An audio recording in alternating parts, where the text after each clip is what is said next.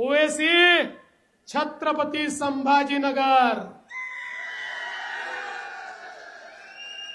सुन लो ओवैसी छत्रपति संभाजीनगर। किसी का बाप भी पैदा हुआ अब ये नाम नहीं बदल सकता।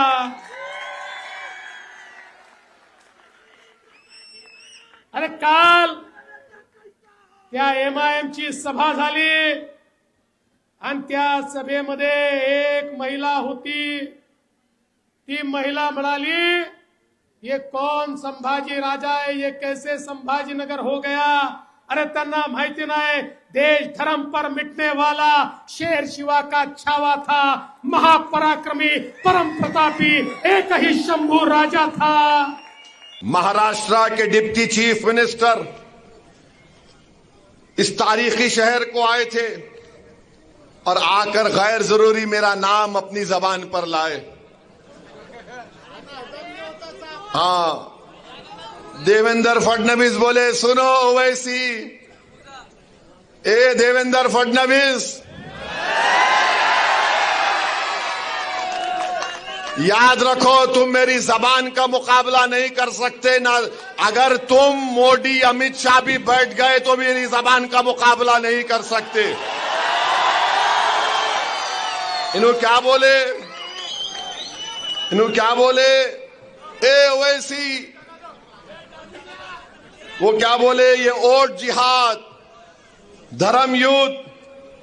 हम इलेक्शन कमीशन ऑफ इंडिया से पूछना चाहते हैं, क्या ये जबान इलेक्शन के कानून के ताबे है या उसके खिलाफ है? इलेक्शन कमीशन ऑफ इंडिया जवाब दो। ये महाराष्ट्र के चीफ इलेक्टरल ऑफिसर से हम पूछना चाह रहे हैं, मेरा नाम लेकर जिहाद का नाम लिया जा रहा है, धर्म युद्ध का नाम लिया जा रहा है, क्या ये इलेक्शन कानून के खिलाफ नहीं है? क्या ये मॉडल कोड ऑफ कंडक्ट के खिलाफ नहीं है? ये लोकशाही है, जमहूरियत है, यहां पर धर्म युद्ध और जिहाद कहां से आ गया फडणवीस? खैर, तुमने बोला, अब तुमको खुजली होगी अब जब मैं बोलूंगा यहां से। अब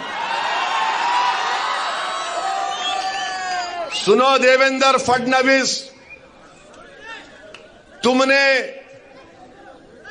कई MLAs को खरीद लिया, चोरी कर ली, तो तुमको क्या बोला जाए, डाकू बोला जाए या चोर बोला जाए? तुमने महाराष्ट्र से एक ड्रग पार्क का प्रोजेक्ट आ रहा था 3000 करोड़ का, टाटा एयरबस का प्रोजेक्ट 22,000 करोड़ का महाराष्ट्र को आ रहा था, वेदांता फॉक्सकॉन का 1,55,000 करोड़ का प्रोजेक्ट आ रहा था, मेडिकल की इक्विपमेंट बनाने का प्रोजेक्ट आ रहा था 4,024 करोड़ का। अरे देवेंद्र फडणवीस, तेरे को इतनी हिम्मत नहीं हुई तो रोक दिया उसको, गुजरात कहे को जाने दिया रे? हाँ, 1,80,000 करोड़ का प्रोजेक्ट महाराष्ट्र को नहीं आया, गुजरात को चले गया। क्यों? तुम तुम्हारे पप्पा जी से डर गए थे मोदी के। ये फिर आप देखो, और हम बताना चाह रहे हैं, फडणवीस ये समझते हैं क्योंकि वो फडणवीस हैं तो असदुद्दीन ओवैसी को दबा सकेंगे, क्योंकि वो फडणवीस हैं तो ये चाहते हैं कि लोग उनके पैरों के पास बैठ जाएं। वो फडणवीस हैं तो ये समझते हैं कि वो मुझे जिहाद या धर्म युद्ध के नाम से पुकारेंगे। वो फडणवीस हैं तो समझते हैं कि मैं असदुद्दीन ओवैसी को नीचे गिराऊंगा। अरे देवेंद्र फडणवीस, तुम जिस चीज को लाना चाहते हैं ना औरंगाबाद में, वो चीज कभी नहीं आएगी इंशाअल्लाह ताला। मैं लिख के रख रहा हूं, वो इसलिए नहीं आएगी फडणवीस क्योंकि बाबा साहेब अंबेडकर ने जो संविधान बनाया उसमें फडणवीस भी बराबर है, ओवैसी भी बराबर है, कोई ऊपर कोई नीचे नहीं है। और फडणवीस, मैं तुमको चैलेंज कर रहा हूं, तुम महाराष्ट्र में किधर भी हो, तुम्हारी जबान पर दूल्हे भाई का नाम तो आ गया ना। अब तुमसे मैं कह रहा हूं फडणवीस, तुम्हारी जबान से जरांगे पाटिल का नाम निकलेगा। जरांगे पाटिल का नाम निकलेगा फडणवीस, तुम्हारी जबान लड़खड़ा जाएगी जरांगे पाटिल का नाम लेने से। बोलो, हिम्मत है तो बोलो फडणवीस, जरांगे पाटिल बोलो तुम। नहीं बोलेंगे? बोलेंगे नहीं नहीं ओवैसी बोल सकता हूं, दूल्हे भाई है, मेरे भाईजान है, बोलूंगा। अब भाईजान किसको बोलते मालूम, लाइटर वेन में, मगर जरांगे पाटिल का नाम नहीं लेंगे फडणवीस तुम। फडणवीस बोलो, जरांगे पाटिल नहीं बोल सकेंगे। डर नहीं लगता, कच्ची हो जा रही पूरों की। और देवेंद्र फडणवीस, तुम बार बार जिहाद जिहाद बोलते। सुनो फडणवीस, तुम्हारा हीरो जेल में बैठकर अंग्रेजों को लव लेटर लिख रहा था। हमारे उलमाए किराम माल्टा की जेल में और जेल के मैदान में मौलाना हुसैन अहमद मदनी, मौलाना महमूद उल हसन अंग्रेजों के सामने झुके नहीं, सीना तान कर खड़े हो गए। सुनो फडणवीस, अल्लामा फजल खैराबादी काला पानी की जेल में थे। अल्लामा फजल खैराबादी ने अंग्रेजों से कोई सौदा नहीं किया। सुनो फडणवीस, 1820 के बाद इस मुल्क की आजादी की लड़ाई में सबसे पहला फतवा किसने दिया? हमारे मदरसों के जिम्मेदारों ने दिया, जिहाद का फतवा दिया। फडणवीस, जब तुम्हारे बुजुर्ग नहीं थे, अंग्रेजों से लड़ने का तरीका हमने देश को सिखाया, हमने बताया कैसे अंग्रेजों को भगाया जा सकता है। तारीख गवाह है कि दिल्ली की जामा मस्जिद से लेकर वो जो पंजाब का पाकिस्तान का बॉर्डर है मौजूदा, उन झाड़ों और पेड़ों पर हमारे उलमाए किराम की लाशें फकर से लटक रही थी। वो लटक तो रही थी मगर पुकार पुकार कर पैगाम दे रही थी तुम जैसे फडणवीस लोगों को कि देखो, इस देश से हमने मोहब्बत की और इस देश को आजाद कराने के लिए हमने अपना सब कुछ कुर्बान कर दिया। आज फडणवीस बोलते जिहाद। फडणवीस, तुमको जिहाद, फडणवीस क्या बोले? ओट जिहाद। अभी लैंड जिहाद हो गया, लव जिहाद हो गया, एग्जाम जिहाद हो गया। अब फडणवीस, आरएसएस, बीजेपी बोल रही ओट जिहाद, यानी धूलिया में मालेगांव सेंट्रल की सीट से बीजेपी के उम्मीदवार को वोट नहीं मिला तो फडणवीस बोल रहे ओट जिहाद। हमको सेंट्रल मालेगांव से वोट नहीं मिले, जहां तुम्हारे को वोट नहीं मिला वहां जिहाद हो गया, जहां तुम्हारे को हार गए वहां जिहाद हो गया। तुम गुजरात में भी एक सीट हार गए, कैसा हारे बोलो? तुम हैदराबाद में मेरे खिलाफ हार गए, कैसा हारे बोलो?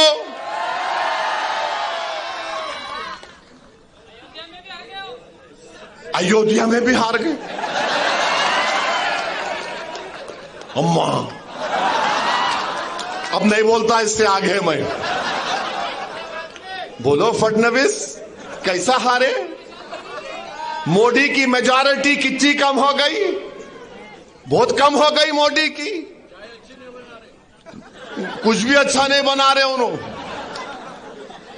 अब बोलो, मगर मेरे भाई मालेगांव सेंट्रल की बात फडणवीस ने की। 1818 में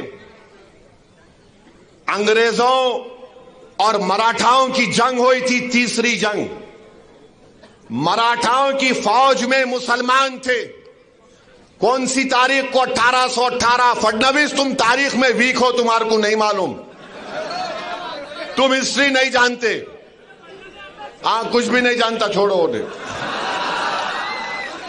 तो 1818 में अंग्रेजों के खिलाफ मराठाओं ने जंग की थी और उस जंग में मुसलमान थे। मुसलमान मालेगांव के किले पे खड़े हो गए और अंग्रेजों को से मुकाबला किया।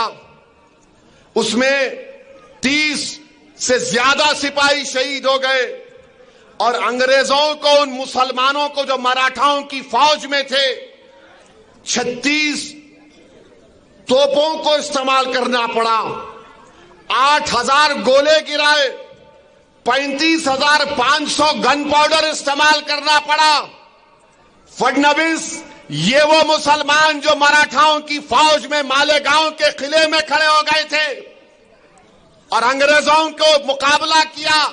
फडणवीस तुम्हारे पूर्वज नहीं थे, ओवैसी के पूर्वज थे जो अंग्रेजों से जिहाद कर रहे थे। और फिर 1921 में मालेगांव में इनकलाबियों ने खिलाफत नॉन कॉपरेशन मूवमेंट के बाद मालेगांव के किले पे चढ़ गए। अंग्रेजों का झंडा हमने निकाला, फडणवीस तुम्हारा हीरो नहीं निकाला। हमारे बुजुर्गों ने झंडा निकाला, मालेगांव शहर को कब्जा कर लिया और उसके बाद अंग्रेजों ने क्या किया? बोलो फडणवीस, मरने वालों में, शहीदों में तुम्हारा नाम था या ओवैसी के बाप दादा का नाम था? बोलो नाम क्या था? सुनो फडणवीस, शहीदों का नाम जिन्होंने 1921 में अंग्रेजों का झंडा निकालकर हिंदुस्तान के झंडे को लहराया। शहीदों में नाम सुलेमान शाह, इस्माइल अल्लाह रखा, शाहीन बिखारी, शाबान बिकारी, बुद्धू, फरीदास, अब्दुल गफ्फार, ये तमाम को फांसी पे लटका दिए। फडणवीस तुम्हारा हीरो अंग्रेजों को लव लेटर लिख रहा था, I love you, I love you. हम आई लव यू नहीं बोले अंग्रेजों को, हम बोले वी हेट यू, तुमको निकलना पड़ेगा भारत से। तुम आकर हमको जिहाद सिखाओगे फडणवीस? अरे तुम जिहाद का जे नहीं जानते, तुम हमको क्या पूछ रहे हो?